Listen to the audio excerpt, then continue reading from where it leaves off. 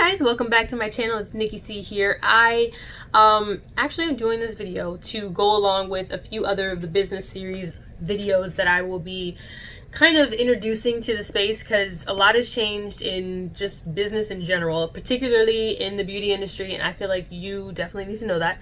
So if you are new, welcome. If you are not new, hi, welcome back. Don't forget to subscribe, and then you'll get all the videos in the business series without having to search for it. And the bell, go ahead and ring that icon too, so that you can go ahead and know what's coming next. So this video is all about influencers. So if you are interested in the influencer space or how to market to influencers, then you should keep on watching. All right, so what has changed in the influencer space? Besides the obvious, COVID, it's still a thing. Besides that, just in general, the industry has kind of flipped. Not necessarily in a sense that it's gone, but just people are more aware of what an influencer actually is. So if you're the type of person who just, is living life and, you see a sponsored post, and that sponsored post, you like it, it is what it is. Now you have officially engaged in the way that the brand has wanted you to, based on this sponsored content. That is all influencer marketing is. But the shift comes from those who are seeking to be influencers. And there's nothing wrong with it. Don't get me wrong. There's absolutely nothing wrong with wanting to be an influencer. I mean, the ones who make a lot of money and also have a ton of followers, like the Desi Perkins of the world, the Jackie Ainas, they have tons of followers, over millions of followers on both platforms, YouTube and Instagram. And where they differentiate themselves, aside from the fact that they kind of got in at the bottom floor, is that they're able to use their followings to sustain the lifestyle that they have. Now, that is not the norm. Somebody can start Instagram today and still be unknown tomorrow and still be unknown a few years from now. So your question is probably, how is it that I can be successful as an influencer? So it starts with knowing what an influencer is. So an influencer, this is the new definition of what an influencer actually is. If this fits you, you may have a way. But I personally feel like don't seek to be an influencer, because influence is not something that you can attain, if that makes sense. Like, it's not something that you can go out and go to the store, buy it, and then you got it. You can make yourself feel like you are influential, because ultimately somebody's always looking. But at the end of the day, your influence is really determined by if you are able to make a sale or not. That's it. That's how you know if you're influential. So you could really put it along the lines of being persuasive. If you're a very persuasive person, then maybe being an influencer is for you. That doesn't mean that you can't achieve being an influencer. It's just going to be a little bit harder, because you have to gravitate, and people have to gravitate towards you.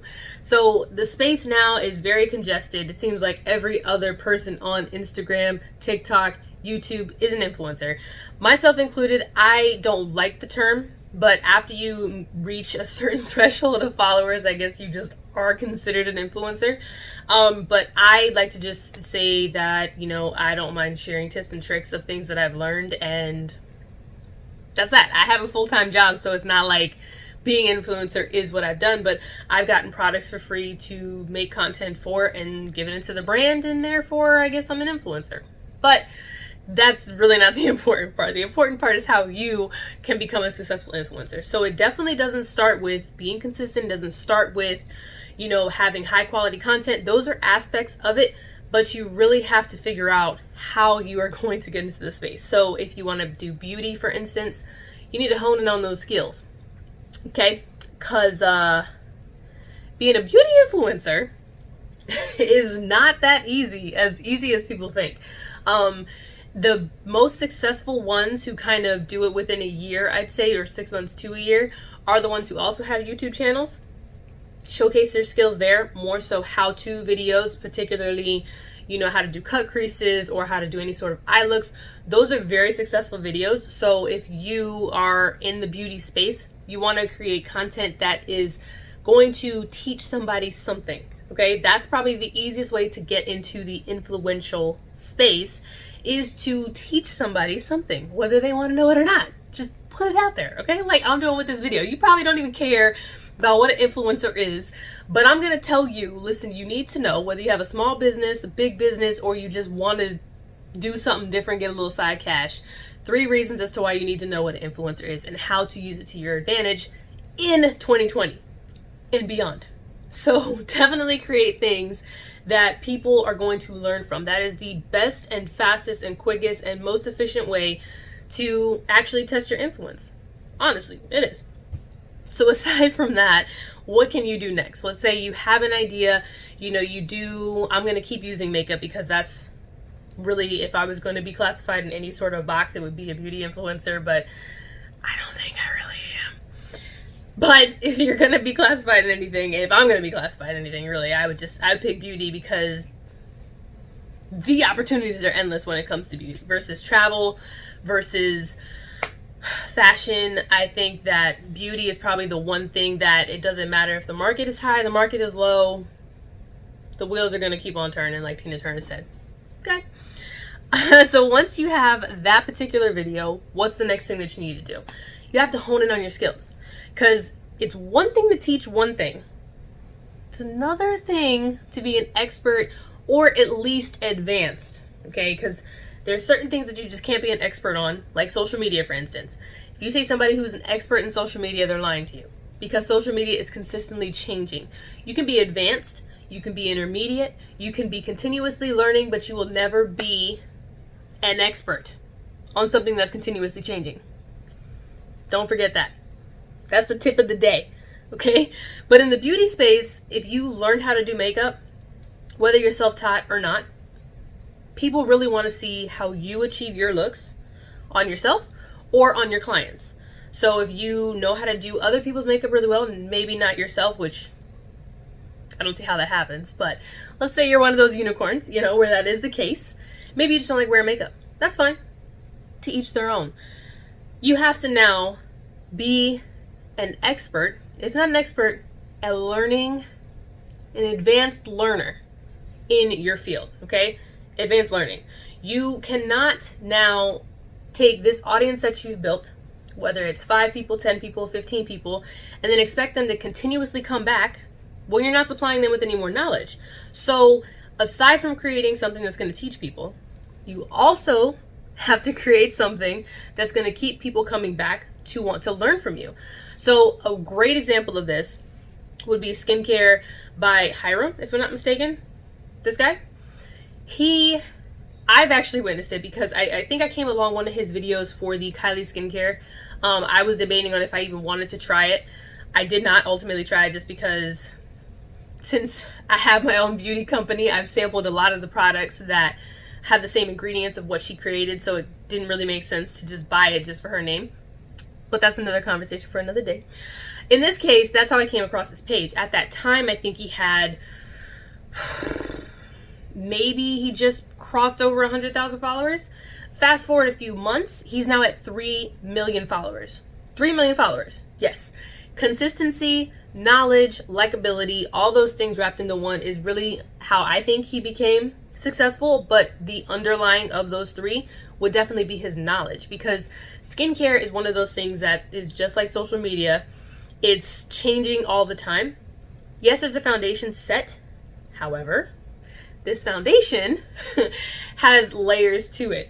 And with skincare, a lot of people just aren't that educated, not in the sense of, ignorance, but just in a sense of, because there are so many different types of products, there's only certain skin types. And I think he's been able to create an avenue where he can express and explain to, novices, beginners, even those who are more intermediate, that this is skincare at the end of the day. This is what you need to do if you have this skin type. This is what you do for this skin type. If you have all of this, this is what you do. And he's put it in a way that people can learn from his channel, also be educated for their own purchases. And that's ultimately what you, as an influencer, are trying to do. You are trying to have, you're helping people at the end of the day in its truest form. Not fake help people like, oh, hey, I got a coupon code, so you should buy it because I'm saving you money. That's an aspect. Some people will spend top dollar for what it is you have to offer if your advice to them is worth more than money. So don't think that just because you get a coupon code that means you're an influencer. No, because nobody will use that code and then you're not saving anybody money. So are you really helping somebody? Of course not. So always be knowing. Always be knowing something.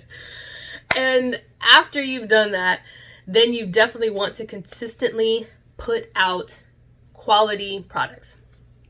I'm going to use the beauty space for another example, because let's say that you're new to, doing makeup. YouTube is not the place anymore to put subpar products. Instagram is no longer the place to put subpar products. If you want to put subpar products, I think you should just go to TikTok, honestly, because TikTok doesn't upload HD videos. Just saying. But not knocking your skills or not knocking the fact that, you're still in transition to becoming a great beauty influencer or whatever your space is. Like, let's say photography, for instance. If you really don't know how to take a lot of good pictures or edit pictures or any of that stuff, definitely take a beat, learn some more. You can put out what you have. You will get likes because everybody gets likes, at least 1 or 2 likes. Likes is not the name of the game anymore, because somebody random will just be like, oh yeah, I want to like this just because I need some coins on this app.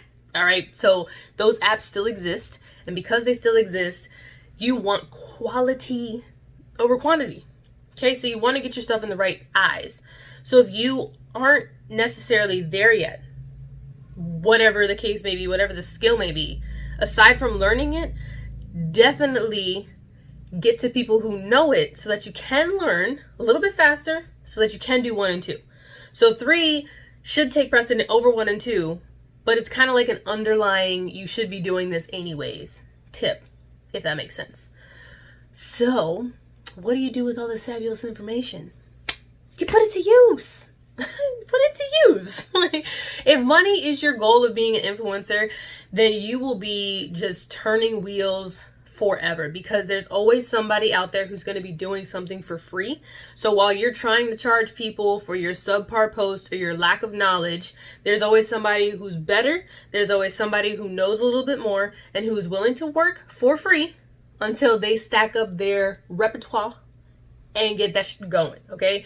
So if you're not willing to put in the work, this is not the space for you. The people who have these massive followings, majority of them lucked up and they came in on the ground floor.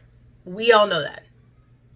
There's also outliers who have done this and been consistent for the past 2 years, year and a half, 3 years, maybe. I'd say the next boom of influencers definitely came after 2017. If you've been doing this since 2017, you have an advantage over somebody who's starting in 2020, because 2020 now, the field is saturated, guys. It's so saturated. So you have to be very conscious of the fact that it's not just you. It will never just be you. And to not think that it's all about you. Okay? Once you get that out of your brain and you're like, how can I help somebody today? How can I put it out there? You don't need to be an open book in a sense of like, I got my period today. How y'all feeling? You don't have to do all that, okay? But you should put something out there. Find something that you're really passionate about. I know that sounds like a broken record, because any of these videos you see on YouTube, they all say that. Find something you're passionate about. Live in your passion. Yes and no, okay? Like, yes, you can live in your passion, but if you're not knowledgeable about your passion, it just becomes a hobby, okay? And you're just okay at it. You want to live in that passion and then also be able to help somebody else in that passion. So any sort of community spaces like Reddit, Facebook groups, or even, your friends and family that are interested in the same things, they are very, very helpful to test your ideas that you have, not on a business standpoint, but just test your ideas on a standpoint of, yes, I will take advice from you because you seem to know what you're doing. Make sense? I sure hope so. So those are the 3 tips and tricks. I know this video is very short, very sweet, and that's how I intend to keep these business videos going. If you have any questions about influencers, just go ahead and comment below and I will help you out. The next video is probably going to go a little bit more in depth to how you can capitalize on being an influencer, because again, if you don't have these first 3 steps, these here, you ain't getting nowhere. Not saying that you can't. You probably could. If you pay the right person, you probably could. But 9 times out of 10, it's just not going to work out in the way that you think. That's fine. But leave it in the comments below because I like the banter. I like the back and the forth. So don't forget, you can follow me on social media. Here are my outlets. Actually, it's really just the first one. I don't know why I said outlets. It's just follow me on Instagram. I can't wait to read your comments. Don't forget to like and subscribe if this is some content that's interesting for you.